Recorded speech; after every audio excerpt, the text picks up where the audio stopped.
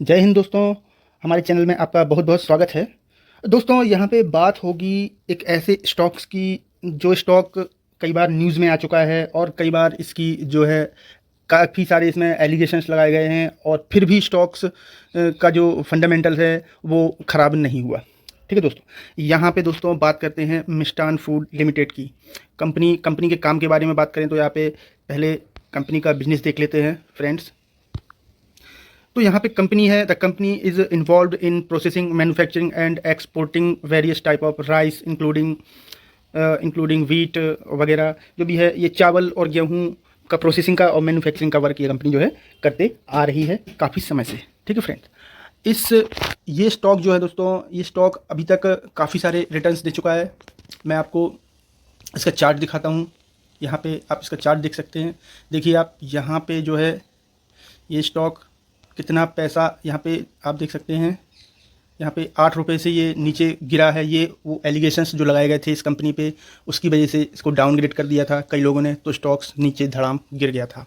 बाकी नहीं तो स्टॉक तो यहीं तक गिरना था, 8 रुपये तक ही गिरना चाहिए था। लेकिन इसके बाद आप ये देखिए सीधा वर्टिकली नीचे आ गया था और ये 4 रुपये 36 पैसे का लो लगाया है और अब भी स्टॉक 5 रुपये 8 पैसे लगभग का है। तो फ्रेंड्स सबसे पहले समरी देख लेते हैं। इसका मार्केट कैप जो है 547 करोड़ का है, जो कि बहुत सही है और छोटा मार्केट कैप है, मतलब इसके बड़े होने की पूरी उम्मीद की जा सकती है। करेंट प्राइस इसका 5 रुपये 8 पैसे है। हाई जो है इसका 19 का है और लो जो है इसका 4 रुपये 28 पैसे पर लो है। स्टॉक का पी 164 का है, मीन्स स्टॉक बहुत ही सस्ता है, ये स्टॉक महंगा है नहीं है। ठीक है फ्रेंड्स, डिविडेंड इतना छोटा कंपनी है फिर भी 0.02% का डिविडेंड देता, भले ही कम डिविडेंड देता है फ्रेंड्स, लेकिन देता तो है। ऐसे छोटे स्टॉक कभी भी डिविडेंड देते नहीं है, लेकिन ये देता है, मीन्स डिविडेंड देता है। इसका मतलब ये है कि ये स्टॉक्स या इसके प्रमोटर्स, इस कंपनी के प्रमोटर्स जो हैं वो अपने शेयर धारकों के लिए कुछ ना कुछ देते रहते हैं, चाहते हैं कि हमारे स्टॉक को लोग रखें अपने पास लॉन्ग टर्म के लिए। इसका आरओसी और आरओई आप देख लीजिए कितना बेहतरीन है, इतना शानदार है। आरओसी आरओई ये इसलिए शानदार है क्योंकि इस कंपनी के फंडामेंटल्स हैं बहुत ही स्ट्रॉन्ग हैं, बहुत ही अच्छे हैं और कंपनी बहुत ही अच्छा ग्रोथ कर रही है। फिर भी एलिगेशंस लग जाते हैं, सेबी ने इसको डाउनग्रेड कर दिया था और तो स्टॉक वहाँ से धड़ाम नीचे आ गया था। ठीक है फ्रेंड्स, यहाँ पे इसकी फेस वैल्यू 1 रुपये की है। यहाँ पे ये जो डेट है वो मात्र 47 करोड़ रुपए का है और इसके पास रिजर्व जो है 853 करोड़ रुपए का है। तो इस हिसाब से बोल सकते हैं लगभग कंपनी डेट फ्री ही है। ठीक है फ्रेंड्स, टोटल एसेट्स इसके पास 1182 करोड़ का है। ईपीएस इसका प्लस में 3.09 है। इतना छोटा स्टॉक है फिर भी इसका अर्निंग पर शेयर 3 रुपये 9 पैसे है। समझ रहे हैं ना फ्रेंड्स, इस बात को समझिए, ये बहुत ही ज़रूरी चीज़ें हैं। यही सब प्रॉफिट वाले प्रॉस और कॉन पॉइंट होते हैं यहाँ पे, लेकिन इसमें कोई भी ख़राब पॉइंट दिख नहीं रहा है मेरे को जिससे मैं इसको डाउनग्रेड कर सकूँ। आने वाले समय में ये स्टॉक बहुत अच्छा पैसा बना के दे सकता है, थोड़ा सा भरोसा और थोड़ा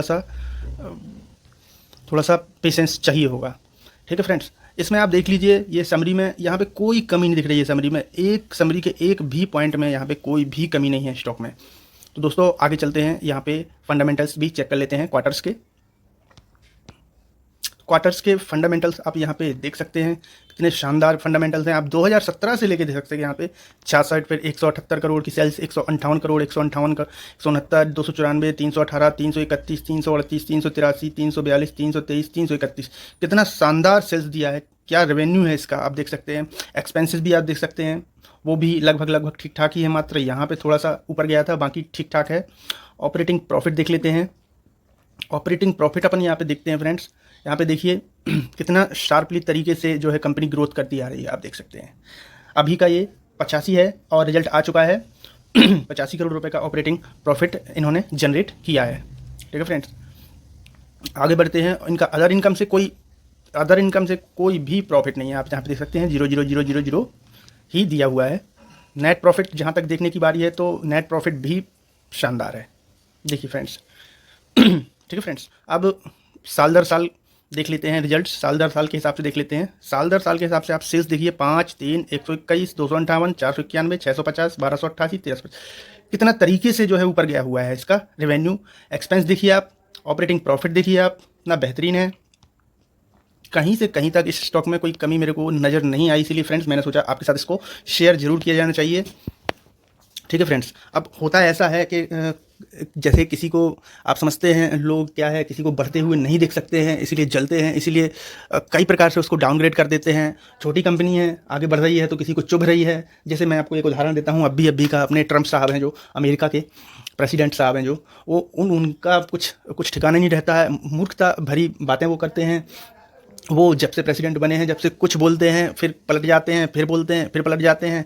इस हिसाब से एक हिसाब से बोल सकते हैं कि ट्रंप है वो अमेरिका का प्रेसिडेंट है, तो बोलेगा तो कुछ ना कुछ तो उसका जो है डिफरेंस निकलेगा, कुछ ना कुछ तो फ़र्क पड़ेगा इकोनॉमी पे। उनकी खुद की इकोनॉमी पे फ़र्क पड़ रहा है दोस्तों, वो कुछ ज़्यादा ही मेरे को मूर्ख दिख रहे हैं, क्योंकि वो जो बोलते हैं तो उनकी खुद की इकोनॉमी पे असर पड़ता है। उनका खुद का नस्डैक और डाउ जोन्स नीचे धड़ाम से गिर जाता है उनके ही मूर्खता भरी बातों से।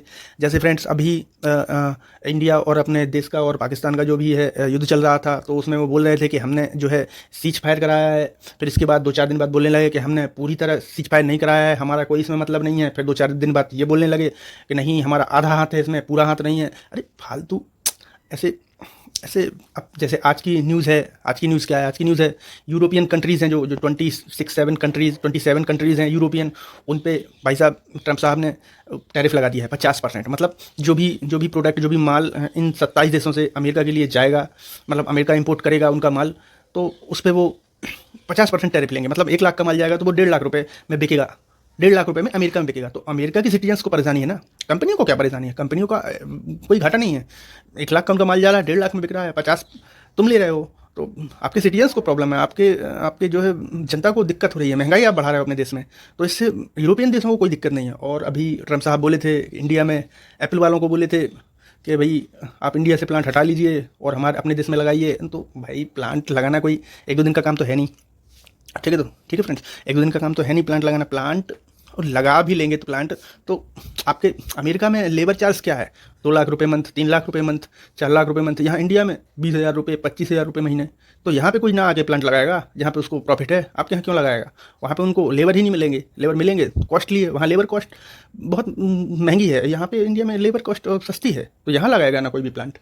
ठीक है फ्रेंड्स, तो इस तरह से घाटा उनको ही है। वो पागलपंती वाला जो है, तो ऐसे ही मैं बता रहा हूँ आपको, तो ऐसे ही लोग बोल देते हैं और स्टॉक अच्छा खासा होता है और गिर जाता है और लोग उसमें फंसे रह जाते हैं। लेकिन फ्रेंड्स अभी इस स्टॉक की पर्टिकुलर बात की जाए तो इस स्टॉक में अभी 5 रुपये का प्राइस है। अब क्या ही गिरेगा ये। ठीक है फ्रेंड्स, और इस पर आपको रिस्क लेना है, रिस्क तो बनता है क्योंकि छोटा है, छोटा रिस्क लेना है, छोटा रिस्क लेना है। ठीक है फ्रेंड्स, उस हिसाब से जितना कि आप झेल सको, आपको उतना पैसा लगाना है जितना कि आप भूल सको। बाकी ये बना के देगा तब आपको समझ में आ ही जाएगा, क्योंकि इसके फंडामेंटल्स में कोई कमी नहीं है, कोई भी कमी नहीं। शानदार फंडामेंटल्स हैं, बढ़िया बढ़िया संकेत हैं इसमें, आगे बढ़िया संकेत हैं। अब आगे देखते हैं इसका फ्रेंड्स, इसका शेयर होल्डिंग पैटर्न्स देख लेते हैं। तो यहाँ पे फ्रेंड्स शेयर होल्डिंग पैटर्न्स आप देख सकते हैं। हालांकि यहाँ पे प्रमोटर्स ने कुछ बिकवाली तो की है, लेकिन फ्रेंड्स अभी पिछले 3 मंथ से, सितंबर 2024 3 क्वार्टर से अभी बिकवाली नहीं की है। 3 क्वार्टर से लगभग सेम इनके पास स्टैक बना हुआ है। एफ आई आईस भी इसमें इंटरेस्ट ले रहे हैं 5 रुपये के शेयर में। आप सोचिए एफ आई आईस भी इंटरेस्ट ले रहे हैं, तो आप समझ जाइए। ठीक है फ्रेंड्स, आप समझ जाइए। भले ही यहाँ पे डाउनग्रेड किया था, देखिए आप यहाँ पे एफ आई आईस भी निकले थे, डर उनको भी लगता है। ठीक है फ्रेंड्स, डर उनको भी लगता है, यहाँ पे वो भी निकले थे, लेकिन बाद में उनने अपना स्टेप फिर से ठीक ठाक कर लिया है। और अभी इसमें बाइंग प्रेशर आना बकाया रह गया है। इस स्टॉक में बाइंग प्रेशर आएगा और स्टॉक सीधा 30 रुपये भी जा सकता है। 20 रुपये 21 रुपये का इसका हाई है, वो तोड़ के अपना 30 रुपये तक जा सकता है, क्योंकि इसके फंडामेंटल्स है वो यही बोल रहे हैं कि कंपनी को आगे जाना ज़रूरी है। इसी तरह की चीज़ें आप देखते हैं। उस पर एक स्टॉक है अपना, कौन सा, जोमेटो कभी 40-30, 25-30, 40 पे अटका रहता था, बार बार गिर जाता था, बार बार बोलते रिजल्ट ख़राब आया, कहीं ये आया, कहीं वो आया, कहीं एलिगेशंस लगा दिए जोमेटो पे, कहीं ये कंपनी बेच दी, कहीं ये सब्सिडी बेच दी, वो दुनिया भर का चीज़ें चलती रहती थी। लेकिन हुआ क्या बाद में? आज 250 रुपये के ऊपर शेयर चल रहा है। ठीक है फ्रेंड्स, एकदम से ऊपर भागा। ठीक है फ्रेंड्स, IRFC को आप देख लीजिए, उस पर किसी ने एलिगेशंस नहीं लगाए, लेकिन 10 रुपये से 20 रुपये का शेयर वो कब तक रहा? 3-4 साल तक वो उसी रेंज में घूमता रहा। लेकिन बाद में आज कहाँ पे है? 150 रुपये, 120 से 150 रुपये के बीच में चल रहा है। तो फ्रेंड्स ऐसा नहीं है, सारे शेयर जो हैं अगर फंडामेंटल्स अच्छे हैं तो ऊपर जाएंगे। इन चीज़ों को आपको समझना होगा। ठीक है फ्रेंड्स, बाकी FIIs और जो बड़े प्लेयर हैं, जो ऑपरेटर्स हैं, वो मैनिपुलेशन नहीं छोड़ सकते हैं। वो आपको डराएंगे, आपको बेचने पे विवश करेंगे। बस आपको यदि अनुभव है आप 3-4 साल टिक के शेयर मार्केट में देख लीजिए, होता वही है जो आप सोचते हैं, बाद में पछताते हैं। आपने जब शेयर लिया था तब आपने जो सोचा था आप उस पे अडिग नहीं रहते हैं। आपने जब शेयर लिया था, आपने 500 क्वांटिटी मान लो कोई भी शेयर जो है बाय किया है जैसे ही वो 5% 10% भागा और इसके बाद कोई भी नेगेटिव न्यूज़ आई या फिर यूट्यूब में किसी बड़े यूट्यूबर ने कोई वीडियो बना दिया, कोई नेगेटिव वीडियो बना दिया, खतरा ये वो मार्केट गिरने वाला है, और आपने उठा के उसको स्टेक को अपना बेच दिया और 10% 5% में ही खुश होकर बैठ लिए। ये गलती करते हैं रिटेल, या तो फिर माइनस में बेचते हैं या तो फिर थोड़ा कम प्रॉफिट में बेच के जो है निकल जाते हैं। और फ्रेंड्स, बाकी कॉल पुट वालों की तो बात ही मैं क्या बताऊं कॉल पुट वालों में तो अत्याचार मचा हुआ है। कॉल पुट से बहुत दूर रखिएगा, आप लोग बहुत दूर रहिएगा, इसमें जाने से कोई फ़ायदा नहीं है। मीन्स मेरा मतलब फ्यूचर ऑप्शन और आपके फ्यूचर ऑप्शन से है जिसमें कॉल पुट की खरीदारी होती है। सबसे बढ़िया ट्रेडिंग होती है शेयर मार्केट में स्टॉक खरीदने की और बेचने की। आप इसमें शॉर्ट टर्म और लॉन्ग टर्म दोनों चीज़ों में आप दिमाग अपना लगा सकते हैं। ठीक है फ्रेंड्स, तो यहाँ पे फ्रेंड्स ये जो शेयर है मिष्ठान फूड्स का, ये मैंने आपको सारे पॉइंट बता दिए। एक बार और मैं आपको सारे पॉइंट्स दिखा देता हूँ। इसमें आप देखिए समरी देख सकते हैं, फिर से समरी देख सकते हैं। इसमें कोई दिक्कत नहीं है, समरी पूरी की पूरी पॉजिटिव है। इसके बाद मैं आपको इसके क्वार्टर रिजल्ट दिखाऊं तो इसमें कोई भी कमी नहीं है, पूरे के पूरे बिल्कुल बेहतरीन है। इसके बाद मैं आपको सालाना रिजल्ट जो दिखाऊं वो आप देख सकते हैं, बेहतरीन है, एक से बढ़ के एक है। ठीक है फ्रेंड्स, सब इसमें सारी चीज़ें पॉजिटिव हैं फ्रेंड्स, तो इसमें कहीं से कहीं तक इस चीज़ को कोई डाउनग्रेड कर ही नहीं सकता है। सारी रिपोर्ट्स आप यहाँ पे देख सकते हैं, कितने CAGR से ये ऊपर भागा है। तो फ्रेंड्स, बढ़िया अपॉर्चुनिटी है। अभी ये शेयर 5 रुपये में मिल रहा है। बाकी दोस्तों, सलाह मेरी आपको ये नहीं है कि आप इसको खरीदें या आप इसको बेचें, आप अपनी बुद्धि से काम लें।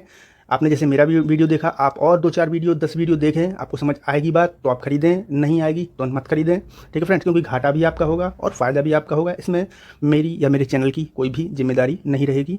बाकी आप अपनी समझ से खुद देखें। बड़ा प्लेयर आता है, वो बाइंग करता है और उसको जो है शेयर को ऊपर लेके जाता है। ठीक है फ्रेंड, और जो रिजल्ट है, रिजल्ट के बेस पे भी कई सारे शेयर जो हैं ऊपर जाते हैं और फिर वहाँ पे टिकते हैं, फिर हल्का सा डाउन भी आते हैं।